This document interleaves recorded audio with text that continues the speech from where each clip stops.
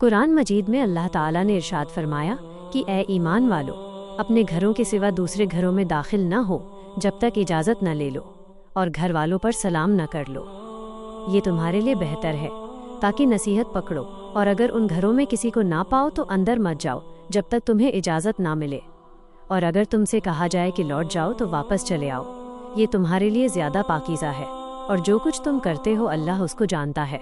इसमें तुम पर कोई गुनाह नहीं कि ऐसे घरों के अंदर चले जाओ जिनमें कोई रहता नहीं है और उनमें तुम्हारा सामान है, और अल्लाह जानता है तमाम उन बातों को जिनको तुम जाहिर करते हो और जिनको तुम छुपाते हो।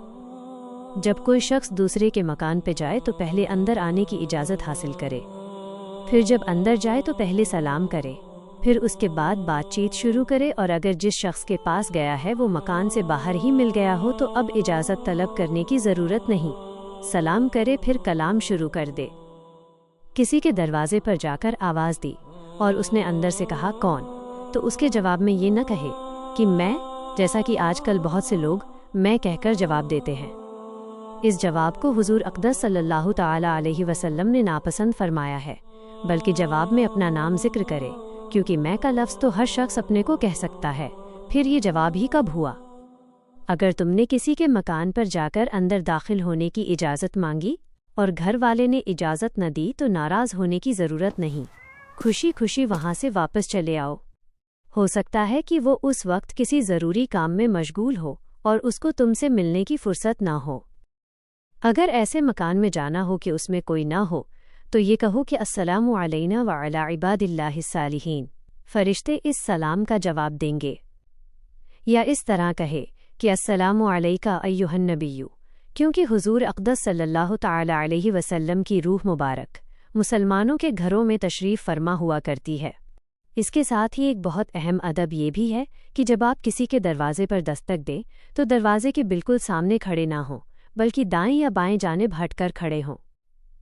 हज़रत अब्दुल्ला बिन बुस्र रज़ी अल्लाहु अन्हु फरमाते हैं कि रसूल अल्लाह सल्लल्लाहु अलैहि वसल्लम जब किसी के दरवाजे पर तशरीफ़ लाते तो अपना चेहरा मुबारक बिल्कुल दरवाजे के सामने नहीं रखते थे, बल्कि दाएं या बाएं तरफ खड़े होकर अस्सलामु अलैकुम कहते थे।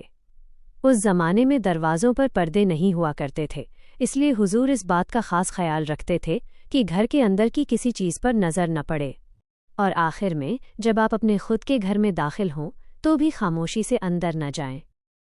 हदीस शरीफ में आता है कि हुजूर सल्लल्लाहु अलैहि वसल्लम ने हज़रत अनस रज़ी अल्लाहु अन्हु से फरमाया, ऐ बेटे, जब अपने घर वालों के पास जाओ तो सलाम किया करो, ये तुम्हारे लिए और तुम्हारे घर वालों के लिए बरकत का सबब होगा। तो याद रखिए, इजाज़त लेना निगाह की हिफाजत के लिए ही रखा गया है। अल्लाह ताला हम सबको इन प्यारी सुन्नतों पर अमल करने की तौफीक अता फरमाए, आमीन। आपको ये कुरान और हदीस की जानकारी अच्छी लगी हो तो प्लीज़ वीडियो को लाइक कर दो और कमेंट में माशा अल्लाह ज़रूर लिखो।